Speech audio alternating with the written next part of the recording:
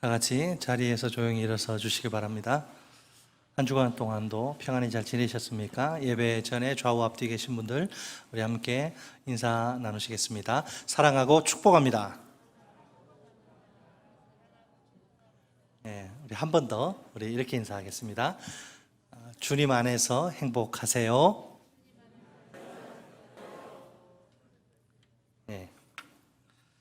이제 우리 다 같이 몸과 마음을 정돈하시고 오르간 반주에 맞춰 주악에 맞춰 묵도하심으로 6월 28일 주일 2부 예배 주님 앞에 올려드리겠습니다.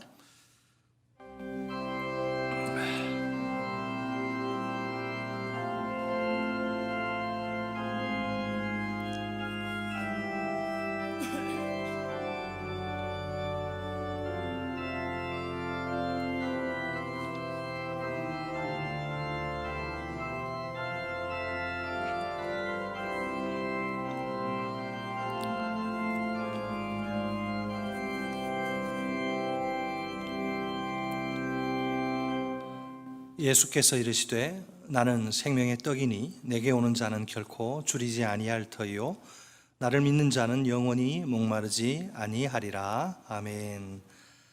생명의 떡 되신 주님으로 말미암아 매일매일 기도하며 사는 우리가 주님을 예배하는 복된 자리에 다시 서게 되었습니다. 마음과 뜻과 정성을 다한 예배를 통해 주님 영광 받으시고 오늘도 우리를 위해 특별히 예비하신 풍성한 은혜와 복을 내려 주옵소서.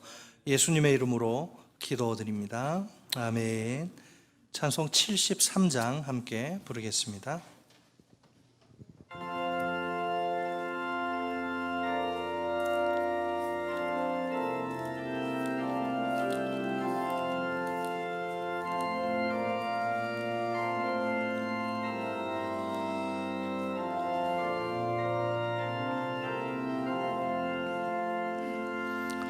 내 눈을 들어 두루 살피니 산악이라.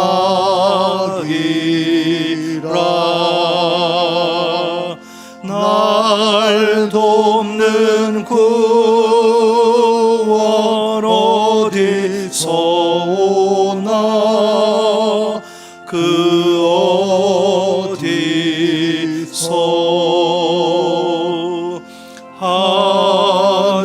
하늘과 땅을 지은 여호와 날 도와주심 확실하도다.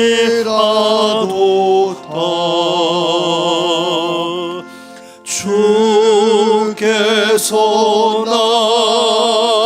나의 가는 곳마다 지키시며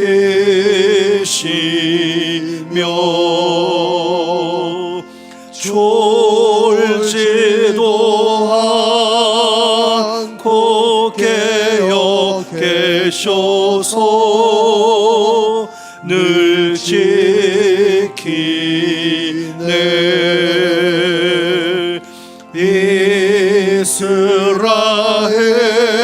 이스라엘을 지키시는 이 죄지도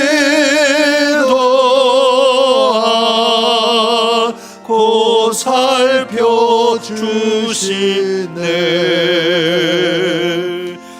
여호와 나의 보좌시니 늘 지키며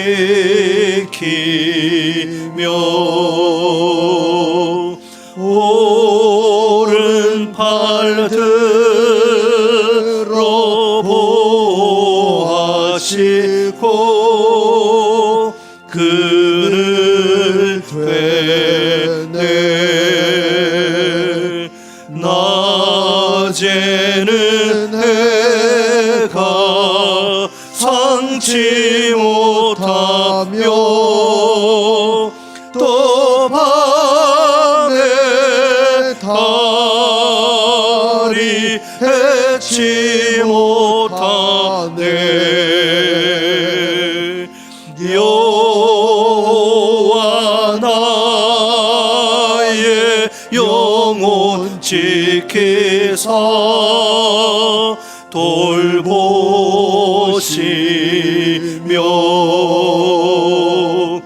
내 모든 죄를 사해 주시고 늘 지키네.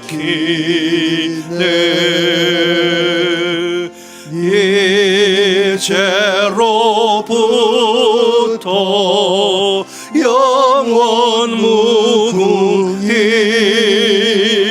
주 나의 주님 지켜주시리. 아멘.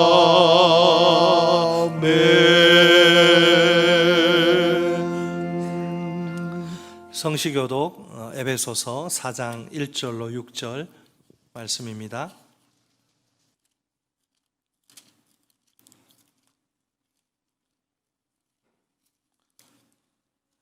신약성경 313쪽 에베소서 4장 1절로 6절까지 교독합니다. 그러므로 주 안에서 갇힌 내가 너희를 권하노니 너희가 부르심을 받은 일에 합당하게 행하여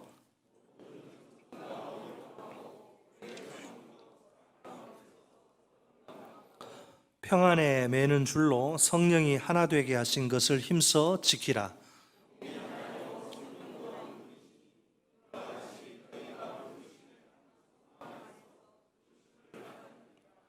주도 한 분이시요 믿음도 하나요 세례도 하나요 하나님도 한 분이시니 곧 만유의 아버지시라.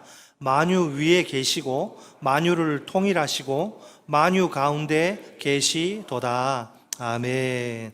사도신경으로 우리의 신앙을 함께 고백하겠습니다. 전능하사 천지를 만드신 하나님 아버지를 내가 믿사오며 그 외아들 우리 주 예수 그리스도를 믿사오니 이는 성령으로 잉태하사 동정녀 마리아에게 나시고 본디오 빌라도에게 고난을 받으사 십자가에 못 박혀 죽으시고 장사한 지 사흘 만에 죽은 자 가운데에서 다시 살아나시며 하늘에 오르사 전능하신 하나님 우편에 앉아 계시다가 저리로서 산 자와 죽은 자를 심판하러 오시리라. 성령을 믿사오며 거룩한 공회와 성도가 서로 교통하는 것과 죄를 사하여 주시는 것과 몸이 다시 사는 것과 영원히 사는 것을 믿사옵나이다. 아멘. 다 같이 자리에 앉아 주시고요. 우리 함께 찬송 294장 부르겠습니다.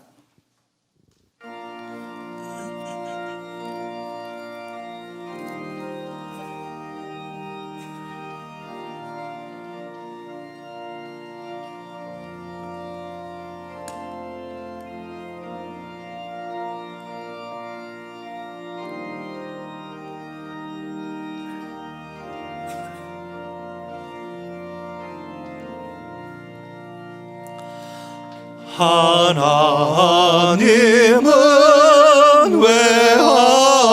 외아들을 주시는 때까지 세상 사람 사랑하니 참 사랑이로다.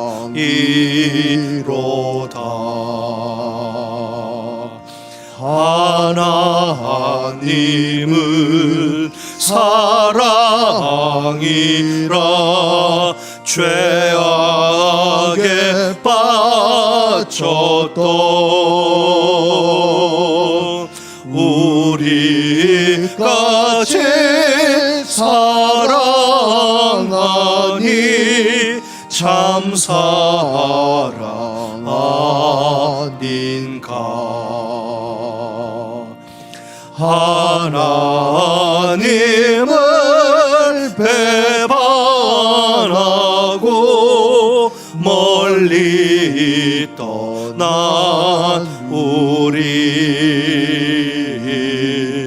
원수같이 대적하니 사랑하여 주네. 하나님은 사랑이라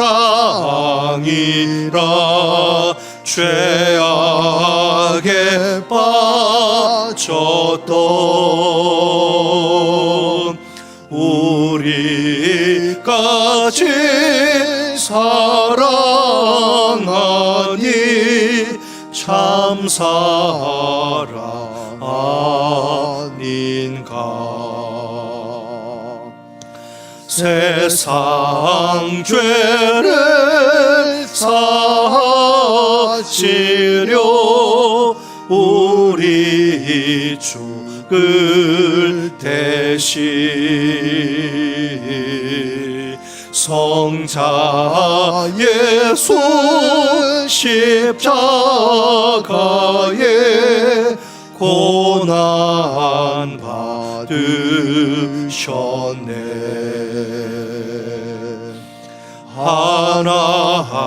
하나님은 사랑이라 죄악에 빠졌던 우리까지 사랑하니 참 사랑 아닌가. 이 사랑에 감사하여 곧 주께 나오라. 고난 영원 주께 맡겨 구원을 얻으라. 하나님은 사랑이라 죄악에 빠졌던 우리까지 사랑하니 참 사랑 아닌가. 우리를 대표해서 정욱일 장로님 기도해 주시겠습니다.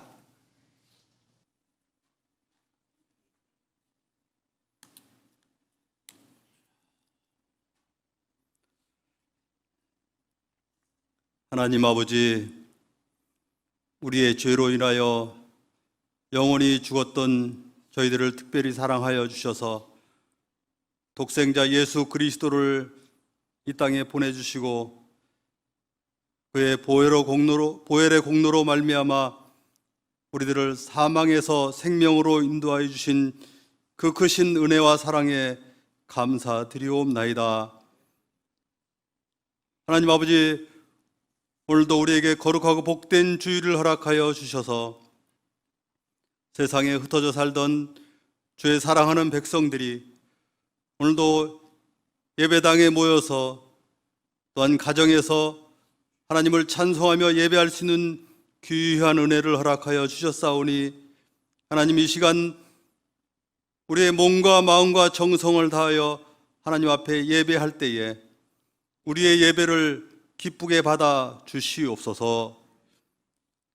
이처럼 크신 은혜와 사랑을 받은 우리들이건만 지난 한 주간의 삶을 돌아다 볼 때에 여전히 우리가 시시때때로 주님의 말씀대로 주님의 뜻대로 살지 못하고 우리의 생각과 우리 욕심대로 살았던 허물 많고 죄 많은 죄인임을 고백하오니, 오 주여, 우리의 허물과 죄를 용서하여 주시옵소서. 하나님 아버지, 그러나 원하옵기는 우리가 이 세상 살아갈 동안에 그리스도인으로서의 예수님 안에 거하는 삶을 사는 성도 되게 하여 주시옵시고, 하나님께서 맡겨주신 귀한 달란트를 잘 감당하며 하나님을 경외하는 삶을 살며 하나님 아버지의 뜻을 따라 살아가는 귀한 성도들 다 될 수 있도록 하나님 우리의 생각과 발걸음을 인도하여 주시옵소서. 하나님 아버지, 이곳에 일찍이 주님의 핏값으로 교회를 세워주시고 지금까지 함께해 주심을 감사드리옵나이다. 하나님 아버지, 이 교회가 주님의 귀한 사명을 잘 감당하는 귀한 교회로서의 사명을 잘 감당케 하여 주시옵시고 부흥의 새 시대, 부흥의 새로운 세대를 잘 이어갈 수 있도록 하나님 은혜 베풀어 주시옵소서. 특별히 김상준 담임 목사님을 붙잡아 주시옵시고 성령 충만함을 허락하여 주시옵시고 육신의 건강도 허락하여 주셔서 주님께서 맡겨주신 귀한 목회 사역을 잘 감당키에 부족함이 없도록 하나님 늘 함께하여 주시고 인도하여 주시옵소서. 오늘도 귀한 목사님을 통하여 준비의 말씀이 선포될 때에 그 말씀 가운데 하나님 함께하여 주시옵시고 그 말씀을 받는 우리 온 성도들이 아멘으로 화답하며 그 말씀대로 살기로 다짐할 수 있는 귀한 시간으로 하나님 인도하여 주시옵소서. 이 나라 이 민족을 특별히 불쌍히 여겨 주시옵시고 코로나19로 인하여 여러 가지 고통당하는 중에 있사온데 살아계신 하나님이 계신 것을 우리가 믿게 하시고 우리가 오리 온 나라 백성들이 회개할 수 있는 귀한 은혜를 허락하여 주시옵시며 이 코로나19가 속히 물러갈 수 있도록 하나님께서 특별한 은혜를 더하여 주시옵소서. 하나님 아버지, 오늘도 주의 이름으로 모여서 예배하는 그 교회들의 예배를 하나님께서 기쁘게 받아 주시옵시고 그 기도의 소리에 하나님 들어 응답하여 주시기를 간절히 바라옵고 원하옵나이다. 하나님 아버지, 오늘도 거룩하고 복된 주일 하나님께만 영광 돌리는 귀한 날로 인도하여 주시기를 간절히 바라옵고 원하오며 이 모든 말씀 우리 구주 예수 그리스도의 이름으로 간절히 기도드리옵나이다. 아멘.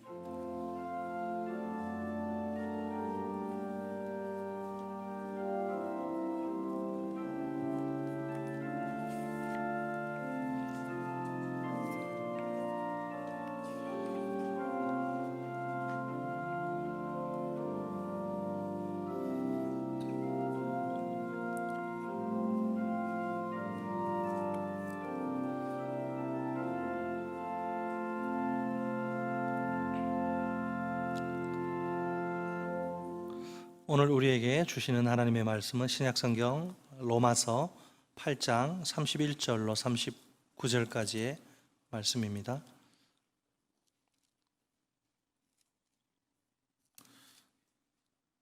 신약성경 250조 로마서 8장 31절로 마지막 39절까지.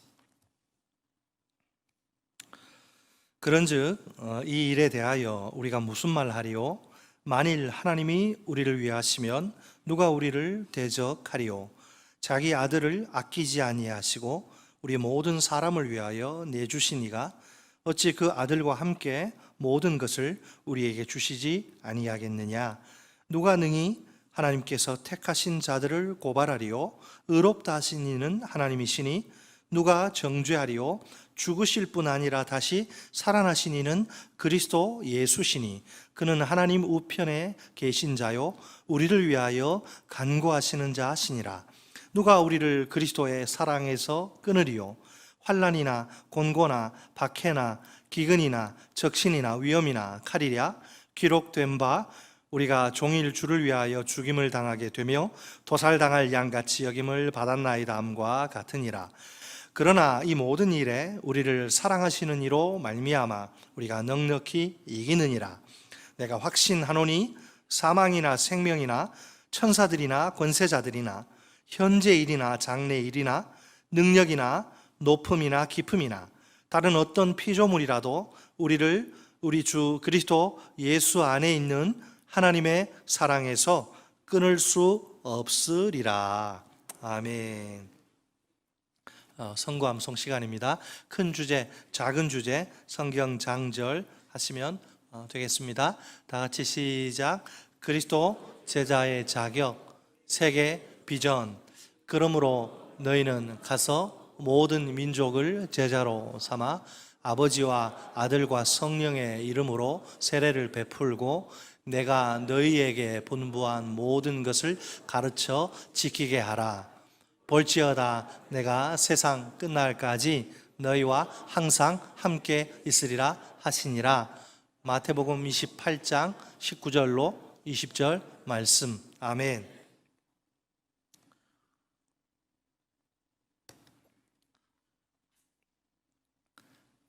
지금 대한민국은 이제껏 한 번도 걸어본 적이 없는 길을 걷는 중입니다. 코로나19 바이러스 사태가 종식될 조짐이 좀처럼 보이질 않습니다. 이미 이 사태로 우리 국민들의 삶 전반에 많은 변화가 찾아옵니다.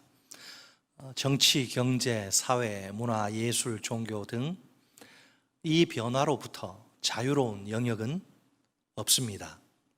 예전에는 아무런 제약 없이 누리던 일상이 추억 속으로 떠나려고 합니다. 다시 이전의 일상으로 돌아갈 수 있을지 아무도 장담할 수 없는 실정입니다. 한 가지 예를 들어볼까요?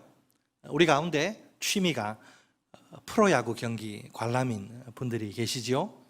야구장에서 사랑하는 가족들과 함께 치킨을 뜯으며 치어리더의 그 동작에 맞추어 열렬히 응원하는 맛. 참 좋지요? 네, 좋습니다. 안타깝게도 올해에는 경기장 입장 자체가 금지여서 더 이상 그 맛을 볼 수가 없네요. 점점 그 시절이 그립다고 하소연하는 분들이 늘어갑니다. 솔직히 한 치 앞도 내다볼 수 없어 불안한 우리 삶입니다. 그 삶의 불확실성과 불안정성이 우리를 힘들게 만듭니다. 과연 이런 상황에서 우리 그리스도인들은 어떤 소망을 노래해야 할까요? 바울은 하나님이 성도들을 위해 행하신 위대한 일을 깊이 생각합니다. 그러자 그의 영혼은 강력한 확신에 완전히 사로잡히고 맙니다. 가슴속 깊은 곳에서부터 터져 나오는 벅찬 감격을 주체할 길이 없습니다. 이제 그는 시간과 공간을 뛰어넘어 우리를 그 확신과 감격의 세계 속으로 초대합니다. 오늘 본문에는 총 7개의 질문들이 연이어 등장합니다. 특히 그 중에서 누가라고 시작되는 4개의 도전적인 질문들이 아주 중요합니다. 누가 우리를 대적하리요? 누가 우리를 고발하리요? 누가 우리를 정죄하리요? 누가 우리를 끊으리요? 사실 이 모든 질문들 속에는 이미 대답이 포함되어 있습니다. 그 대답은 아무도 할 수 없다입니다. 아무도 우리를 대적할 수 없다. 아무도 우리를 고발할 수 없다. 아무도 우리를 정죄할 수 없다. 아무도 우리를 끊을 수 없다. 오늘 본문을 두 파트로 나눠서 살펴보도록 합니다. 따라서 하십니다. 첫째, 구원은 우리의 것이다. 다시 한번, 구원은 우리의 것이다. 31절로 34절이에요. 먼저 우리 다 같이 본문 31절 말씀을 한 목소리로 읽겠습니다. 31절 시작. 그런즉 이 일에 대하여 우리가 무슨 말 하리요? 만일 하나님이 우리를 위하시면 누가 우리를 대적하리요? 아멘. 바울이 지금까지 쭉 이제 논지를 전개해 오다가 결론을 내리는데, 그가 도달한 결론은, 중요한 결론은 무엇이냐면 하나님이 우리를 위하신다는 것입니다. 쉽게 말해서 하나님이 우리 편, 즉 우리의 든든한 우군, 적군이 아니라 우군이라는 거죠. 하나님이 우리 편, 우리의 든든한 우군. 자, 이 결론의 의도는 무엇일까요? 우리를 대적할 자가 아무도 없다, 이걸 강조하려는 게 아닙니다. 그런 주장은 우리가 처한 현실과 너무나 동떨어진 것이고 전혀 어울리지 않는 것이죠. 오늘도 우리를 대적하는 자들이 주위에 얼마나 많습니까? 바울의 주장은 그들의 그 어떤 대적자들의 그 어떤 대적도 목적을 달성할 수 없다는 것이지요. 분명 우리를 쓰러뜨리려는 수많은 대적들은 현실입니다. 그러나 그 모든 대적들은 전부 물거품으로 끝나고 맙니다. 그 이유는 단 하나, 하나님이 우리를 위하시기 때문입니다. 하나님이 우리 편이시기, 내 편이시기 때문입니다. 그러니까 여러 대적들 앞에서 두려워해야 할 이유도 필요도 전혀 없는 거예요. 문제는 우리가 어떻게 이 사실을, 하나님이 우리를 위하시느냐, 어떻게 이 사실을 우리가 알 수 있는가 하는 것이죠. 하나님이 우리를 위하신다는 것이 결코 의심할 수 없을 만큼 틀림없는 사실입니까? 대적하는 자들의 대적으로부터 우리가 안전하다는 게 정말 맞는 말입니까? 네, 우리는 얼마든지 이 사실을 확신할 수 있습니다. 우리에게는 그럴 만한 충분한 증거가 있습니다. 본문 32절 말씀입니다. 자기 아들을 아끼지 아니하시고 우리 모든 사람을 위하여 내주시니가 어찌 그 아들과 함께 모든 것을 우리에게 주시지 아니하겠느냐. 아멘. 달랑 그 아들만 주시는 게 아니고 그 아들과 함께 모든 것을 주신다는 거예요? 주시지 않는다는 거예요? 주신다는 것을 강조하는 거죠. 틀림없이 주신다는 말이에요. 이것이야말로 아무도 부인하거나 부정할 수 없는 확실한 증거가 아닙니까? 우리를 위해 하나님이 친히 행하신 위대한 일을 보세요. 하나님이 자기 아들을 조금도 아끼시지 않습니다. 우리 모든 사람을 위하여 그 아들을 기꺼이 내주십니다. 우리를 사랑하신 하나님이 우리 위해 엄청난 자기 희생적 행동을 하신 겁니다. 우리가 상상하는 그 어떤 위대한 일보다도 더 위대한 일입니다. 정확히 말하면 애초에 비교 자체가 불가능합니다. 그래서 온 우주에서 가장 위대한 일입니다. 여러분, 하나님이 우리를 위해서 온 우주에서 가장 위대한 일을 행하신 줄 믿습니까? 우리를 향한 하나님의 이 사랑은 단순히 일시적인 그런 감정이 아닙니다. 입으로 말로 때우기식의 그런 얄팍한 그런 행동도 아닙니다. 구체적인 자기 희생으로 분명히 나타난 진심 어린 행동입니다. 하나님의 아들이 누구입니까? 하나님께 가장 특별한 존재, 곧 이 세상에서 최고로 소중한 존재가 아닙니까? 하나님의 보물이죠. 예수님은 하나님께는 보물. 예수님의 일생 가운데 벌어진 중요한 두 가지 사건 속으로 들어가 봅시다. 먼저 예수님이 요단강에서 세례를 받으시는 그런 장면이에요. 그때 갑자기 하늘로부터 한 음성이 들려옵니다. 하나님의 음성입니다. 너는 내 사랑하는 아들이라 내가 너를 기뻐하노라. 아멘. 다음으로 예수님이 베드로와 야고보와 요한과 함께 높은 산에 올라가신 장면입니다. 거기서 예수님의 외모가 평소와 다르게 외모가 완전히 변형이 됩니다. 얼굴이 해같이 빛나고 옷이 빛과 같이 휘어진 거예요. 그때 깜짝 놀라 벌벌 떨던 제자들에게 하늘로부터 한 음성이 들려옵니다. 이번에도 역시 하나님의 음성입니다. 이는 내 사랑하는 아들이요 내 기뻐하는 자니 너희는 그의 말을 들으라. 아멘. 우리는 여기서 그 아들 예수님을 향한 하나님의 속마음을 정확히 읽을 수 있습니다. 그것은 언제나 사랑이요 기쁨입니다. 주님은 그 아버지 하나님께 늘 사랑의 대상이요 기쁨의 대상. 예수님은 이 세상 그 무엇과도 그 누구와도 절대로 바꿀 수 없는 특별한 아들입니다. 이처럼 귀한 아들을 아버지 하나님이 어떻게 아끼시지 않을 수 있습니까? 세상에 이런 아들을 모든 사람을 위해 십자가의 죽음에 내놓으시다니요. 그 사랑의 진정성마저 의심받기에 충분한 행동이 아닙니까? 그토록 귀한 아들, 사랑하는 아들을 어떻게 사지에 밀어 넣을 수 있단 말입니까? 정말 사랑하는 거 맞습니까? 사랑하는 아버지 맞습니까? 분명 모든 사람은 소름 끼치도록 무서운 하나님의 심판을, 그 죄에 대한 응분의 대가로서 하나님의 심판을 받아야 마땅합니다. 이 심판에서 자유로운 사람은 단 한 명도 없습니다. 모든 사람이 죄를 범하였으면 하나님의 영광에 이르지 못하더니 의인은 없나니 하나도 없으니 전부 다 죄인이기 때문에 그 죄에 대한 합당한 대가로 하나님의 무자비한 심판을 받아야 마땅하는 거죠. 단 한 명도 예외가 없습니다.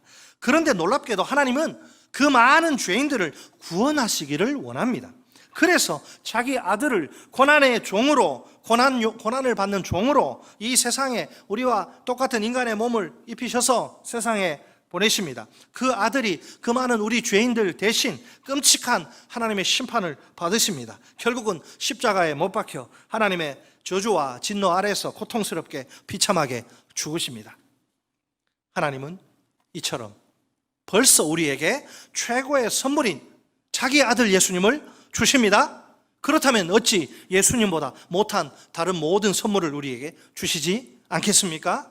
당연히 아낌없이 우리가 원하고 원하면 아낌없이 막 퍼주시겠지요? 여러분, 하늘에 속한 모든 좋은 것이요 빛들의 아버지께로부터 우리에게 오는 거예요. 우리가 기도할 때 기도의 파이프라인을 통해서 모든 좋은 것이 하나님께로부터 우리에게 옵니다. 다음은 바울의 두 번째 질문, 본문 33절 말씀이죠. 누가 능히, 첫 번째 질문이 누가 우리를 대적하리요? 답은 아무도 우리를 대적할 수 없다는 것이고, 두 번째 질문은 33절, 누가 능히 하나님께서 택하신 자들을 고발하리요? 의롭다 하신 이는 하나님이시니. 아멘. 감히 누가 우리를 고발합니까? 지금 고발하는 자는 악한 마귀예요. 여기서 법정 용어가 사용되는데 동사의 시제가 미래입니다. 그러니까 지금 이야기가 아니고 이것은 종말적 심판의 상황을 가리킵니다.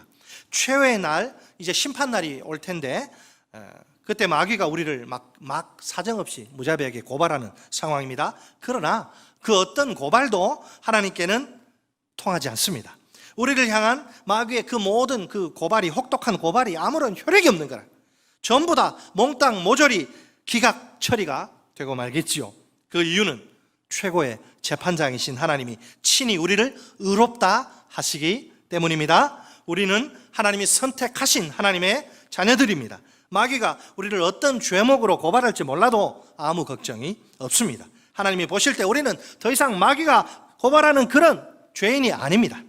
누가 뭐라 해도 우리는 그리스도의 십자가의 보혈로 벌써 다 깨끗이 죄 씻음 받은 의인입니다.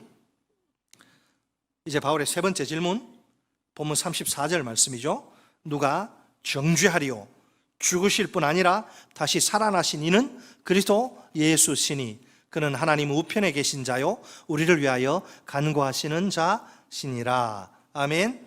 역시 종말적 심판의 상황입니다.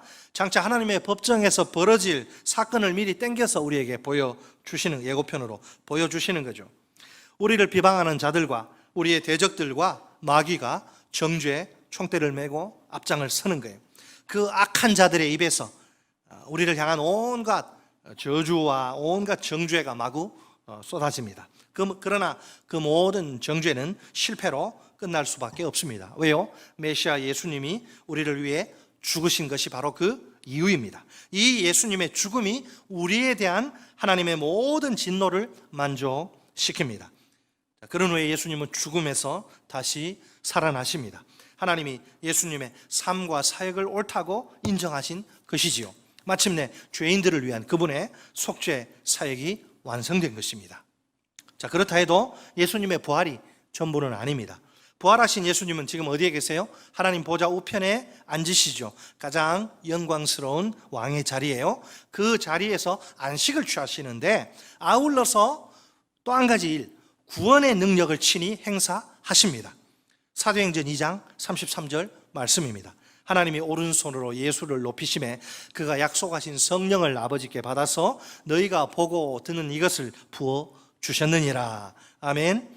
부활 승천하셔서 하나님의 오른편에 보좌에 앉으신 예수님이 아닙니까? 이 예수님이 성령을, 보혜사 성령을 아버지 하나님께 받으셔서 우리에게 부어주십니다. 우리가 그 성령의 은혜와 능력을 힘입어서 예수님을 믿어 구원받습니다. 예수님은 오늘도 성령을 통해 세계 곳곳에서 구원의 역사를, 하나님 나라의 역사를 줄기차게 이루십니다. 우리를 그 역사에 동참하는 그 일꾼으로 우리를 부르십니다.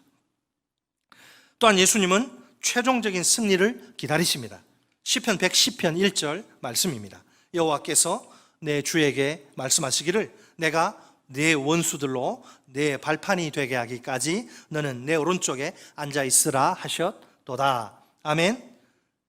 언젠가 때가 되면 예수님의 모든 원수들이 줄줄이 예수님 발 앞에 무릎을 꿇게 될 것입니다. 우리 모두가 간절히 고대하는 육회, 상쾌, 통쾌한 감격의 날이 찾아오는 셈이지요. 그 최종적인 승리가 주어질 때까지 예수님은 하나님 오른편에 앉아 계십니다. 끝으로 우리 예수님이 하시는 일이 한 가지 더 있어요. 예수님이 거기서 우리를 위해 친히 간구하십니다. 여러분, 예수님이 우리를 위해 친히 간구하세요. 놀랍지 않습니까? 담임 목사가 성도 이름을 불러가며 기도할 때 그 듣는 성도는 기분이 나쁠까요? 좋을까요? 좋겠죠. 그런데 이런 인간 죄인 목사가 아니라 우리 주님이, 완전하신 주님이 우리를 위해 간구하신다. 주님이 하나님 보좌 우편에서 나를 위해서 간절히 기도하신다고요? 놀라지도 않으시네.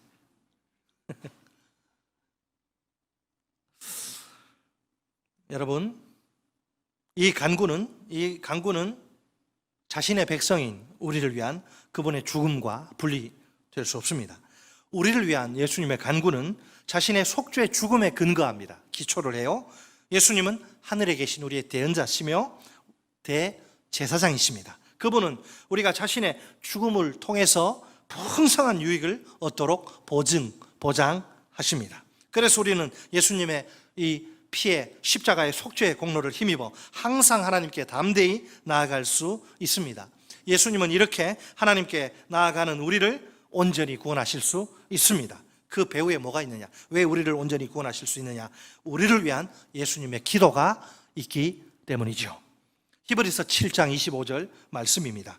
그러므로 자기를 힘입어 하나님께 나아가는 자들을 온전히 구원하실 수 있으니 이는 그가 항상 살아 계셔서 그들을 위하여 간구하심이라. 아멘. 이제 우리가 마지막 그 심판날 하나님의 법정에서 벌어질 일을 상상해 봅시다. 우리를 향해 쏟아지는 마귀의 무자비한 고발과 신랄한 정죄가 있어요. 하나님, 저 아무개 좀 보세요. 저 아무개는 아무짝에도 쓸모없는 더러운 죄인입니다. 제가 제출한 이 고발장을 한번 찬찬히 검토해 주시기 바랍니다. 저 아무개가 평생 동안 저지른 모든 끔찍한 죄목들 차마 입에 담을 수조차 없습니다. 저런 인간은 정죄를 받아 죽어야 마땅합니다. 그것이 하나님의 공의이니까 말입니다. 그러니 어서 즉결 심판으로 저 아무개를 시원하게 한 방에 죽여주세요. 하나님의 공의가 여전히 시퍼렇게 살아있다는 걸 똑똑히 보여주세요. 과연 하나님이 누구의 손을 들어주실 것 같습니까? 놀랍게도 마귀의 손이 아니라 우리의 손입니다. 그래, 내 모든 고발이 다 사실이다. 그러나 내 아들 예수의 손에 못자국과 허리에 창자국을 보거라. 내가 저 아무개를 위해 내 사랑하는 아들을 십자가에 죽음에 내어 주었다. 내 사랑하는 아들의 죽음으로 저 아무개의 죄값이 완전히 지불 처리되었다. 그런데도 내 놈이 감히 저 아무개를 고발하고 정죄한단 말이냐? 하나님 이런 식으로 버럭 호통을 내지르시지 않을까요? 내 이놈, 지금 내 놈이 제정신이냐? 이제 그만 그 더러운 입 다물지 못할꼬? 넌 저 아무개를 고발할 수도 없고 정죄할 수도 없다. 이런 고얀 놈 같으니라고. 꼴도 보기 싫으니까 썩 물러가거라. 하나님이 우리를 위해 하시다니 이 얼마나 감사한 일입니까? 지금도 마귀와 모든 대적들이 호시탐탐 기회를 엿보는 중입니다. 우리를 잡아뜨리기 위해서, 우리를 쓰러뜨리려고 혈안이 된 상태입니다. 그들이 사용하는 세 가지 무서운 무기를 보세요. 대적이요, 고발이요, 정죄입니다. 그럼에도 불구하고 우리는 항상 안전합니다. 하나님이 자기 아들을 아끼지 않으시고 우리를 위해 내주시지 않습니까? 최고의 선물인 자기 아들을 내주실 정도로 하나님이 우리를 그처럼 지독히 끔찍히 사랑하십니다. 따라서 우리를 향한 대적들의 모든 대적은 다 헛수고에 불과할 따름입니다. 또한 우리는 하나님이 친히 택하신 그분의 자녀입니다. 하나님이 우리를 의롭다 하십니다. 그러니 대적들의 고발은 실패로 끝날 수밖에 없습니다. 십자가에서 죽으시고 부활하신 예수 그리스도가 아닙니까? 그분은 하나님 우편에 계십니다. 이 순간도 우리를 위해 간절히 기도하십니다. 결국 대적들의 정죄 역시 아무런 열매도 맺을 수 없습니다. 이상을 종합하면 결국 누가 뭐래도 우리의 구원은 불변의 사실입니다. 마귀가 수많은 대적과 고발과 정죄로 우리의 앞길을 턱턱 막아도 소용없어요. 그런 것들 때문에 우리의 소중한 구원이 취소, 철회될 수는 없습니다. 하나님이 우리를 위하시기 때문에 우리의 구원은 확실합니다. 어떤 열악한 상황이나 환경이 펼쳐져도 괜찮습니다. 아니, 최악의 상황과 환경이 우리 발목을 사정없이 잡아도 아무 문제 없어요. 그 어느 누구도 절대로 빼앗아갈 수 없는, 탈취할 수 없는 것이 우리의 구원입니다. 어떤 경우에라도 바람 앞에 선 연약한 갈대처럼 그렇게 흔들리지 맙시다. 우리 모두가 구원이 우리의 것이란 사실을 꼭 기억하며 살 수 있기를 바랍니다. 또 따라서 하십니다. 둘째, 사랑도 우리의 것이다. 사랑도 우리의 것이다. 자, 코로나19 바이러스 상황에서 우리가 어떻게 소망을 노래할 수 있습니까? 구원이 우리의 것이기 때문에, 사랑이 우리의 것이기 때문에 우리는 절망이 아니라 소망을 노래할 수 있어요. 자, 이제 35절로 39절, 바울은 하나님과 우리의 관계에 집중합니다. 마귀 역시 이 관계에 관심이 상당히 많습니다. 이 관계의 핵심은 사랑입니다. 하나님과 우리는 사랑으로 맺어진 관계입니다. 마귀의 목표는 뭐냐면 이간질, 하나님과 우리 사이를 완전히 갈라놓는, 이간질에서 갈라놓는 거예요. 여러분, 모든 이간질, 가르는 것은요, 패 가르는 것은 마귀의 역사입니다. 예? 담임 목사와 장로님 사이를 가르고, 담임 목사와 부교역자 사이를 가르고 이간질해서 다 악한 마귀의 역사예요. 한국 교회에 그런 안타까운 일들이 있는데 절대로 그래서는 안 돼요. 하나님과 우리 사이를 이간질해서 갈라놓는 것, 다른 말로 하면 사랑의 관계를 짓밟고 파괴하는 거예요. 결국 우리를 하나님으로부터 영원히 떼어놓는 겁니다. 그 마귀의 목표. 사랑을, 야, 너 사는 꼴을 봐라. 뭐 하나님이 널 사랑해. 아이고, 웃기고 있네. 자, 의심하게 하고, 불신하게 하고, 원망하게 하고, 불평하게 하고, 결국 돌아서게 하는 거죠. 자, 바울의 네 번째 질문, 사랑과 관련된 거죠. 네 번째 질문을 보겠습니다. 본문 35절 우리 같이 읽습니다. 35절 시작. 누가 우리를 그리스도의 사랑에서 끊으리요? 환난이나 곤고나 박해나 기근이나 적신이나 위험이나 칼이랴? 아멘.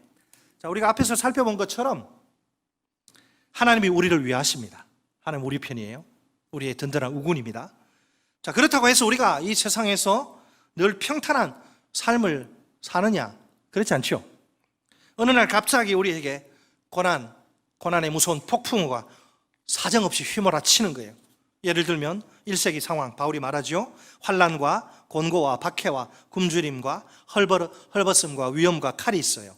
21세기를 살아가는 우리에게 대표적으로 코로나19 바이러스 사태도 있네요. 우리에게 매우 위협적인 세력이라고 볼 수 있습니다. 하나님의 사랑을 뒤흔들어 의심에 빠지게 할 수도 있을 만큼 그렇게 심각합니다. 분명 바울이 머릿속으로 상상해서 만들어낸 허구의 상황은 아닙니다. 바울 자신이 전 생애와 선교 사역 가운데서 직접 생생하게 체험한 사건들이 그의 현실의 삶 가운데 실제로 나타난 사건들입니다. 바울의 솔직한 체험담에 귀를 기울여 봅시다. 고린도후서 11장 26절로 27절 말씀입니다.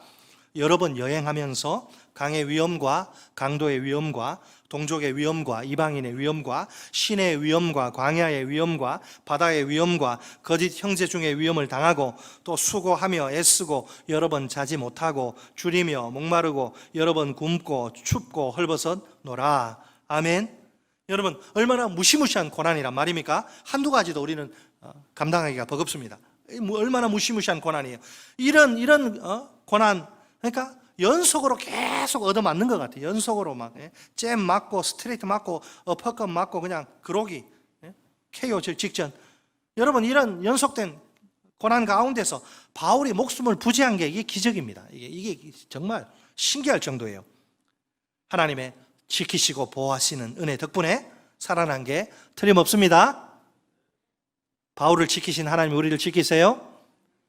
하나님은 너를 지키시는 자, 너의 우편에 그늘 되시니. 여러분, 하나님이 우리를 지키십니다.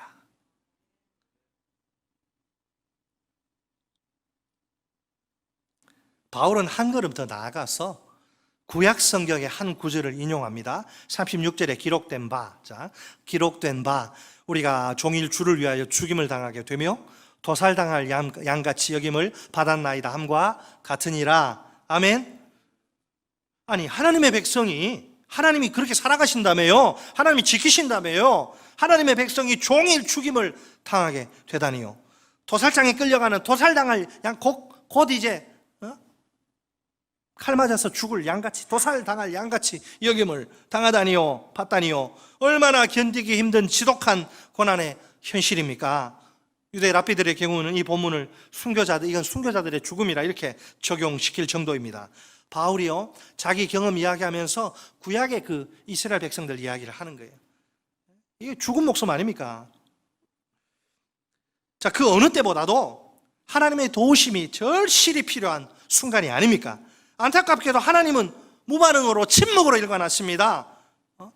하나님 좀 살려주세요. 우리 괴롭습니다. 죽겠습니다. 좀 도와주십시오. 무반응, 침묵. 아무리 기도해도 반응하지 않아요. 누가 이런 상황에서도 변함없이 하나님의 사랑을 확신할 수 있을까요? 무슨 하나님이 나를 사랑하시면 왜 내가 지금 이렇게 되냐고, 왜 내 기도를 듣지 않으시냐고, 왜 응답하지 않느냐고 그렇게 말하지 않겠습니까? 하나님이 나를 사랑하기는 뭘 사랑해요? 내 삶은 그것과는 정반대로 흘러가는데. 여러분, 적어도 구약시대와 1세기 상황을 보면 성도들에게 고난은 특별한 게 아닙니다. 고난으로부터 자유로운 그리스도인들 아무도 없어요. 굳이 인간 망종 네로 완전 인간 망종이잖아요. 로마 황제 네로 시대 10대 재앙으로 얼마나 많은 그리스도인들을 죽였어요. 순교의 피로 로마 거리를 다 적셨어요. 순교의 피로 물들인 10대 박해를 예로 들 필요는 없어요. 그건 심장이 벌렁거려서 읽을 수가 없어요. 그건. 여러분 다 졸도합니다. 그거 들으면. 그거 말고 히브리서가 묘사하는 우리 그리스도인들의 고난, 성경에 나오는 고난을 한번 봅시다. 히브리서 11장 36절로 38절 말씀. 또 어떤 이들은, 자, 예수 믿는 것 때문에 그래요. 예수만 안 믿는 거 포기하면 이런 고난 받지 않습니다. 또 어떤 이들은, 예수 믿는 이들은 조롱과 채찍질 뿐 아니라 결박과 옥에 갇히는 시련도 받았으며 돌로 치는 것과 톱으로 켜는 것과 시험과 칼로 죽임을 당하고 양과 염소의 가죽을 입고 유리하여 궁핍과 환난과 학대를 받았으니 이런 사람은 세상이 감당하지 못하느니라. 그들이 광야와 산과 동굴과 토굴에 유리하였느니라. 아멘. 우리의 말문이 막히게 할 정도로 참혹한 고난입니다. 눈뜨고는 차마 볼 수 없을 만큼 끔찍합니다. 바울은 자신이 겪은 모든 고난, 그리고 지금 동료들이 겪고 있는 고난, 그것을 이스라엘 백성의 고난과 동일시합니다. 그가 당한 모든 고난은 자기에게만 주어진 유별난 것이 아닙니다. 구약시대에 하나님의 백성인 이스라엘에게도 주어진 것입니다. 바울 당시에 수많은 그리스도인들에게도 주어진 거예요. 어떻게 죽었어요? 조롱, 채찍불, 채찍질, 결박, 돌로 맞아서 죽고, 톱으로 켜임받아서 반쪽 나서 죽고, 칼로 찔려 죽고, 월세방도 없어가지고 광야, 산, 동굴, 토굴에 숨어서 살고. 여러분, 이 고난은 우리에게도 또 다른, 오는 우리 뒤에 올 세대, 또 다른 미래의 성도들에게도 얼마든지 주어질 수 있는 것입니다. 고난 당할 때 뭐 이게 특별한 게 아니에요. 누구나 다 고난을 당해요. 예수 믿는 믿음 때문에.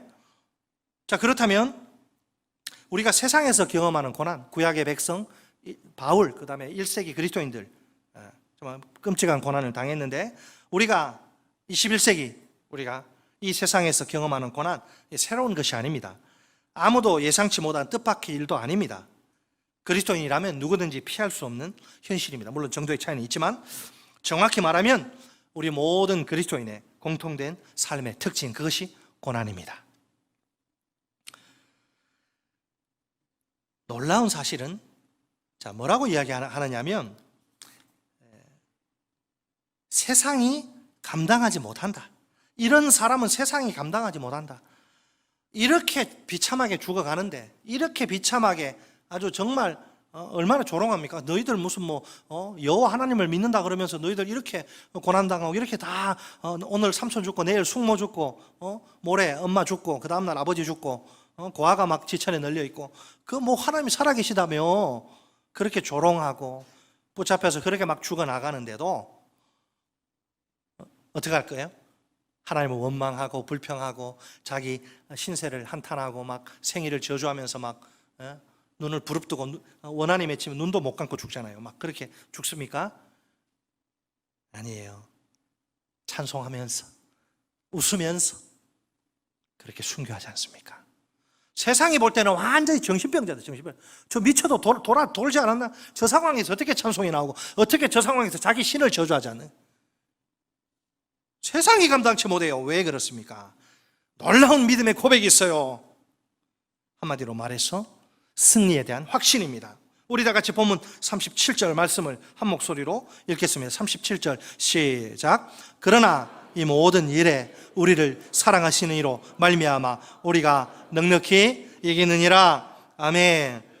자, 바울이 말하는 이 모든 일은 무엇입니까? 우리가 이 세상에서 경험할 수 있는 모든 종류의 고난을 가리킵니다. 그리스도인이라고 해서 우리가 이 모든 일, 고난을 회피하거나 모면하는 것이 아니죠. 이 모든 우리를 좀 이 모든 고난 좀 만나지 않도록 하나님 좀 막아주시면 좋겠는데 막아주시는 게 아니에요. 그러다 보니 우리가 직접 그 고난이 강요하는 쓰라린 고통을 온 몸으로 체험합니다. 그러나 우리는 쓰러지지도 패배하지도 않습니다. 우리는 여전히 죽으면서까지도 하나님을 섬기는 그 자리에 견고히 서 있습니다. 우리가 넉넉히 이기는 거예요. 헐떡거리면서 겨우 간신히 이기는 게 아닙니다. 거뜬히 이기는 거예요. 완벽한 승리를 거두는 것이지요. 과연 이런 승리의 비결은 무엇일까요? 우리를 사랑하시는 이로 말미암아 승리의 비결은 여전히 내가 어떤 삶의 자리 환경에 처할지라도 그것이 설사 내게 혹독한 고문이고 또 비참한 죽음일지라도 세례 요한처럼 목이 잘려 죽을 수도 있고 어떤 삶의 자리에 있을지라도 변함없이 나를 사랑하시는 그 한 분 하나님 때문에 쓰러지지 않고 승리할 수 있습니다.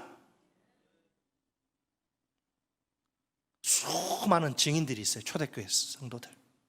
원망하지 않아요. 불평하지 않아요. 저주하지 않아요. 믿음으로 다 받습니다. 승리의 비결, 우리를 사랑하시는 하나님. 고난과 고통과 괴로움 속에서 하나님이 나를 포기했나? 나를 사랑하시지 않는 거 아닌가?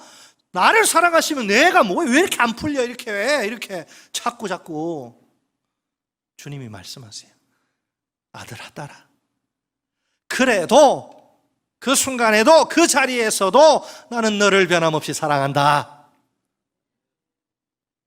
그 사랑 때문에 이기는 거예요. 누구에게나 위험하기 짝이 없는 고난이 아닙니까? 자칫하다가는 하나님의 사랑을 의심하는 상황에 빠질 만도 합니다. 그러나 그렇다고 해서 우리가 그리스도의 사랑에서 끊어지는 것은 아닙니다. 여러분, 그리스도의 사랑이 우리를 떠나는 경우는 절대로 발생하지 않습니다. 역설적이지만 고난은 우리가 넉넉히 충분히 이기도록 승리하도록 이끄는 수단이 됩니다. 우리 자신의 용기나 인내력이나 결심 때문에 승리하는 것이 아닙니다. 그리스도의 강력한 사랑 때문에 우리가 승리합니다. 얼마나 놀라운 그리스도의 사랑입니까? 우리가 언제 어디서 무슨 일을 만나도 한결같이 우리를 지탱하는 붙드는 사랑이에요. 심지어 혹독한 고난의 현장 가운데서도 이 사랑은 우리와 늘 함께합니다. 이 사랑의 특징을 보세요.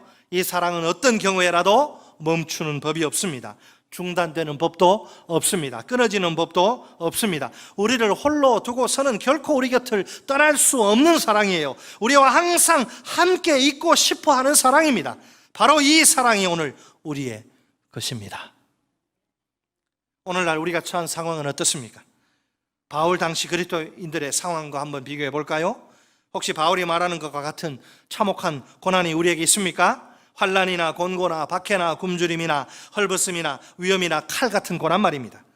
21세기 대한민국의 수도 서울에서 사는 우리에게는 낯선 고난이겠지요. 그러나 우리를 큰 고통 가운데 빠뜨리는 그런 고난은 우리에게도 얼마든지 있습니다.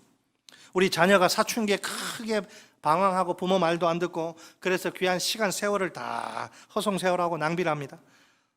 그러다가 이제 늦게 철이 들어가지고 이제 인생의 궤도를 좀 수정해서 제대로 살아야겠다. 근데 잘 안 돼요. 부지런히 여기저기 입사 지원서 내보지만 번번이 퇴짜를 맞습니다. 오늘은 이 기업, 내일은 저 기업, 기업을 기웃거리는 방랑자 인생이 되어버립니다. 우리 자녀가 학교에서 적응을 잘 못해요. 아주 귀하게 키운 자녀인데 학교에서 적응을 못해요. 학교를 졸업하고 취업은 어떻게 했는데 나아지지를 않습니다. 어딜 가나 사람들과 관계를 맺고 함께 일해야 되는데 그것을 너무나 힘들어하고 견디질 못하는 거예요. 1년을 채 못 버티고 스스로 사표 쓰거나 쫓겨나거나 둘 중에 하나. 우리 사랑하는 아들, 딸이 교통사고로 먼저 내 곁을 떠납니다. 그 자녀들의 빈자리가 너무 커 미칠 것만 같습니다. 매일매일 알코올을 의지하지 않으면 잠을 이룰 수가 없어요. 우리가 갑자기 직장에서 정리해고를 당합니다. 아무런 대책도 없이 회사로부터 버림받은 거예요. 아직 대학교를 다니는 자녀들 줄줄 딸렸는데 어쩌란 말입니까? 우리가 피땀 흘려 세운 사업장이 하루아침에 부도의 칼을 맞아 문을 닫습니다.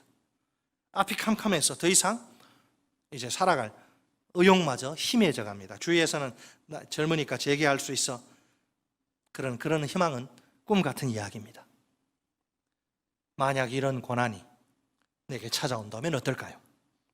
나는 이제 어떻게 하면 좋단 말입니까? 내 인생 다 끝난 것입니까? 모든 걸 포기해야 합니까? 내가 망한 거 맞지요? 다시 한번, 내가 망한 거 맞지요? 아닙니다. 결코 그렇지 않습니다. 그럴지라도 내 인생은 절대로 무너지지 않습니다. 그 이유는 단 하나, 하나님의 변함없는 사랑 때문입니다. 그러나 이 모든 일에, 이 모든 고난 속에서도 우리를 사랑하시는 이로 말미암아 우리가 넉넉히 충분히 이기느니라. 실패나 패배를 모르는 그 위대한 사랑입니다. 그 찬란한 사랑의 이름은 영원한 승리자예요. 다시 한번 강조하지만 이 사랑이 오늘 우리의 것입니다. 하나님이 이 모든 고난을 내가 겪도록 허용하십니다. 자칫하면 내가 하나님의 사랑을 의심하고 하나님 곁을 떠날 수도 있지 않습니까? 위험 부담이 커요. 아니 도대체 하나님이 왜 이런 리스크를, 이런 위험을 감수하신단 말입니까? 우리의 이런 우려와는 달리 하나님은 자신만만합니다. 그분께 나에 대한 걱정, 내가 쟤를 저런 고난 속에 계속 내버려두면 쟤가 나를 향해 저주하고 사랑 의심하고 도망가지 않을까? 교회 끊지 않을까? 그분께 나에 대한 이런 걱정이나 근심은 아예 처음부터 찾아볼 수 없습니다. 이 세상에서 제일 쓸데없는 것이 그런 걱정이나 근심입니다. 하나님께는 확실히 믿는 구석이 있어요. 그것은 바로 나를 향한 하나님 자신의 사랑입니다. 하나님은 내가 그 사랑 때문에 승리할 것을 확신하십니다. 우리만 확신하는 게 아니라 하나님도 우리를 바라보며 확신하신다 이 말이에요. 실제로 그 모든 고난에 쓰디쓴 고통에도 불구하고 나는 그 사랑 때문에 이깁니다. 하나님은 틀리지 않았어요. 하나님은 정확합니다. 내가 이길 거 하나님은 아시고 그런 고난에 방치하셨는데 과연 나는 하나님이 예상하신 대로 그 사랑 때문에 이깁니다. 정확히 말하면 내가 이기는 것이 아니라 그 사랑이 이깁니다. 그러니까 그 사랑이 나를 이기게 하십니다. 바울에게도 하나님의 사랑에 대한 확신이 살아있어요. 우리 다 같이 끝으로 본문 38절 39절 말씀 한 목소리로 읽겠습니다. 시작. 내가 확신하노니 사망이나 생명이나 천사들이나 권세자들이나 현재 일이나 장래 일이나 능력이나 높음이나 깊음이나 다른 어떤 피조물이라도 우리를 우리 주 그리스도 예수 안에 있는 하나님의 사랑에서 끊을 수 없으리라. 아멘. 여기서 바울이 의도적으로 완료형 동사를 사용해요. 내가 확신하노니. 자, 이 말은 나는 확신하게 되었고 계속 쭉 확신한다는 뜻입니다. 어떤 상황이나 환경 속에서라도 결코 꺾일 수 없는 확신이죠. 마치 활화산이나 용광로 앞에 서 있는 것 같아요. 활활 불타는 확신이요, 펄펄 끓는 확신입니다. 이제는 우리 모두 안심합시다. 온 우주에 하나님의 사랑을 좌절시킬 수 있는 것은 하나도 없습니다. 하나님의 사랑이 우리에게 절대적인 안전을 보장합니다. 우리는 하나님의 사랑 안에서 늘 안전합니다. 말씀을 맺습니다. 구원은 우리의 것입니다. 하나님이 우리를 위하십니다. 그 결정적인 증거는 자기 아들을 아끼지 않으시고 우리를 위해 내주신 행동입니다. 하나님의 아들 예수님이 우리 대신 십자가에 못 박혀 죽으십니다. 그러니 마귀의 모든 대적은 다 실패로 끝날 수밖에 없습니다. 하나님이 우리를 택하시고 의롭다 하십니다. 따라서 마귀의 모든 고발은 다 수포로 돌아갈 수밖에 없습니다. 우리를 위해 죽으시고 부활하신 예수님이 하나님 우편에 지금 앉으십니다. 거기서 우리를 위해 이 시간도 친히 간절히 기도하십니다. 그러므로 마귀의 모든 정죄는 아무런 열매도 맺을 수 없습니다. 결국 구원이 우리의 것이니 우리는 언제나 안전합니다. 사랑도 우리의 것입니다. 우리에게 하나님의 사랑을 의심할 만한 무서운 고난이 찾아올 수 있습니다. 그런 때라도 우리는 승리할 수 있습니다. 승리의 비결은 우리를 변함없이 사랑하시는 하나님입니다. 이 세상 그 무엇도 우리를 그리스도의 사랑에서 끊을 수 없습니다. 이 모든 일에 우리를 사랑하시는 그 한 분 때문에 우리가 넉넉히 충분히 이깁니다. 결국 그 사랑이 이깁니다. 그 사랑도 우리의 것이니 우리는 항상 행복합니다. 코로나19 바이러스 사태로 힘겨운 날들이지만 우리 그리스도인들이 노래해야 할 두 가지 소망은 구원과 사랑입니다. 말씀을 생각하면서 우리 찬송 315장 1절 4절 부르시면서 예물 주님 앞에 올려드립니다.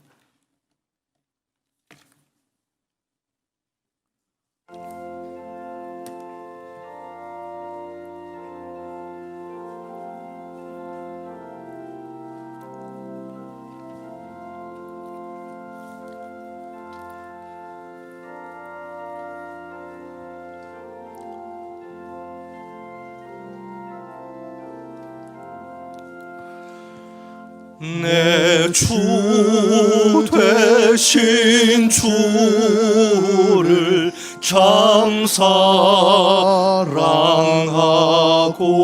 사랑하고 곧 그에게 죄를 다 고합니다.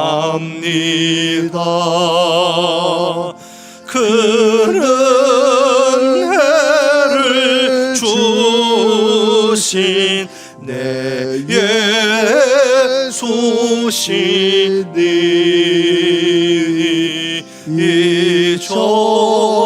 이전보다 더욱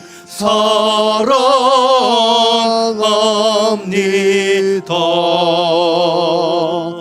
그 영광의 나라 나 들어가서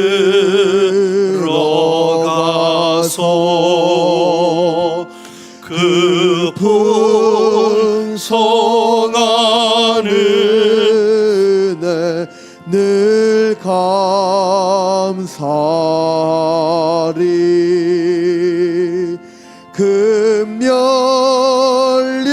금면류관 쓰고 나 찬송할 말 이전보다 더욱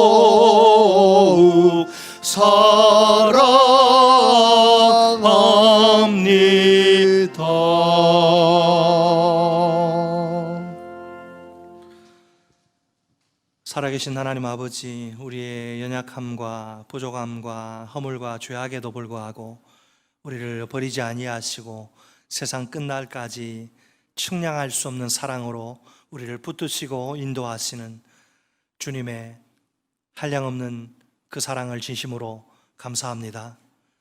우리가 한 주간 동안도 그 사랑을 힘입어 험한 세상 살다가 이렇게 복주심아 예비하신 성일에 주님 앞에 나와 또 예배하며 귀한 예물 주 앞에 올려드리게 하시니 감사합니다.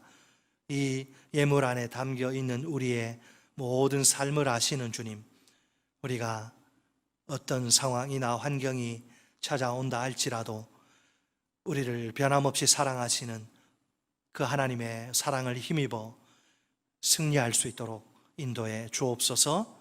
마귀의 모든 대적과 고발과 또 정죄가 실패로 다 끝날 것이고 그 사랑 때문에 우리가 최종적인 승리의 계가를 부르게 될 것 확신하면서 구원이 우리의 것이고 또 사랑이 우리의 것임을 알고 다시 한번 힘있게 우리가 일어서서 세상을 향하여 믿음으로 담대하게 나아갈 수 있도록 도와주옵소서.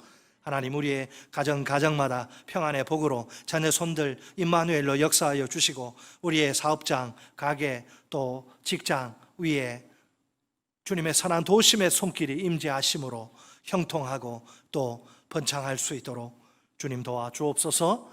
먼저 그의 나라를 구할 때 이 모든 것을 더하시는 주님의 신비한 공급의 역사를 체험하며 주 앞에 영광 돌리게 해 주옵소서. 이 예물이 몸된 교회와 주의 나라를 위해 복되게 쓰임받게 해 주옵소서. 예수님의 이름으로 기도드립니다. 아멘. 이제는 우리 주 예수 그리스도의 크신 은혜와 하나님 아버지의 끝없으신 사랑하심과 성령님의 교통하심이 코로나19 바이러스 사태로 말미암아 하루하루 힘겨운 날들 연속이지만은 구원이 우리의 것이요 하나님의 사랑이 우리의 것임을 다시 한번 깨닫고 그 사랑의 힘으로 다시 힘차게 일어서서 주님 기뻐하시는 온전한 믿음의 삶 살아 주 앞에 영광 돌리기를 간절히 소망하고 주의 은혜를 겸손히 구하는 사랑하는 모든 주의 백성들, 머리와 가정과 자녀와 일터와 몸된 교회와 나라와 민족과 열방 위에 이제로부터 영원토록 함께 있을 지어다. 아멘.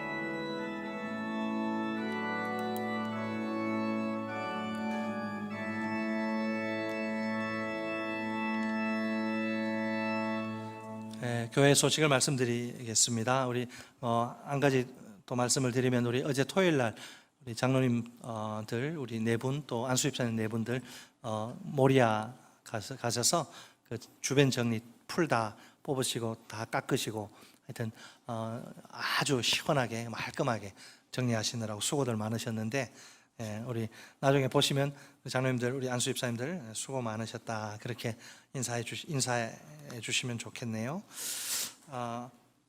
교회 주보에 보시면 그 봉투가 지금 2개 들어있는데 하나는 맥주 감사헌금 또 하나는 사랑과 나눔인데요. 다음 주일이 맥주 감사절 보리추수를 원래 감사하면서 상반기 베푸신 은혜 사랑 기억하면서 감사하는 날 상반기 동안 베풀어 주신 은혜 우리 감사하고 우리 절기 몇 번 우리 기독교 가장 중요한 절기가 있죠. 부활절, 맥주감사절 또 뭐가 있죠? 추수감사절, 성탄절 특별한 절기에 우리 다들 잘 하시지만 또 코로나19로 다들 경제적으로 힘들고 어려우시겠지만은 마음을 정성을 모두 한 주간 동안 기도하시면서 예물 준비하셔서 하나님 앞에 드리시면 좋겠습니다. 평소에 하시는 거 똑같이 하면 안 됩니다. 절기 때는 다들 뭐 잘 하시지만 제가 높아심에서 또 말씀드리는데 내가 할 수 있는 내 형편에 맞게 최선을 다해서 예물 주 앞에 드리실 수 있기를 바랍니다. 예배에 관한 내용은 뭐 변동사항이 없어서요 특별히 드릴 말씀이 없고 7, 8월 매일 성경 큐티 교재 이제 고린도전서 끝나고 베드로전서 이사야서 나오는데 사무실에서 미처 구입하지 못하신 분들 다 떨어지기 전에 구입하시기 바라겠습니다. 코로나19 감염병 예방 지금 계속해서 교회를 통한 그 소규모 뭐 그 감염 때문에 지금 아주 골머리를 앓고 있는데 개인 위생에도 힘써 주시고 특별히 산밀 피하기에 유의해 주시기 바랍니다. 밀폐, 밀접, 밀집, 사람 많은데 가지 말라는 그런 말이죠. 그리고 사람과 나눔에 많은 관심과 참여를 바랍니다. 이제 다 같이 일어나시고요. 우리 부흥 찬양 부르심으로 모든 순서를 펴도록 하겠습니다.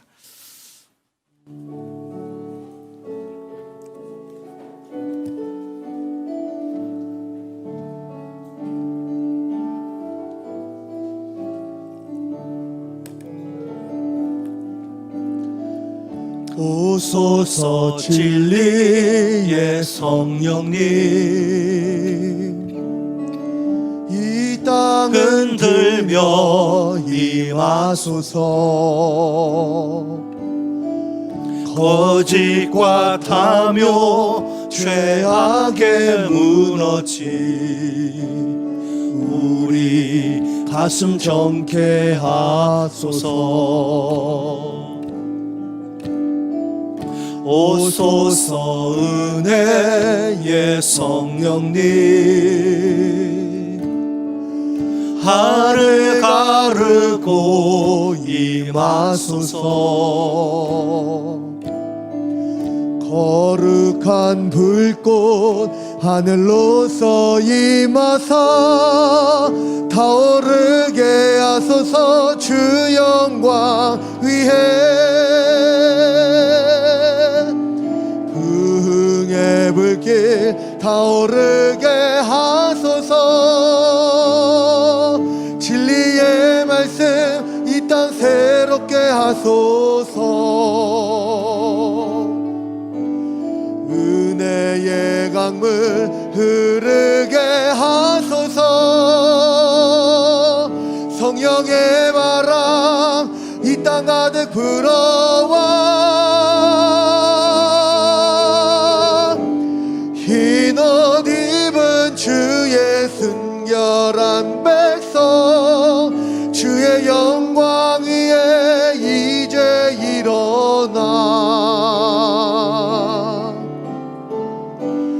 열방을 치유하며 행진하는 영광의 그날을 주소서. 이 일을 하시 우리 하나님께 큰 박수를 한번 올려드리십시다. 할렐루야.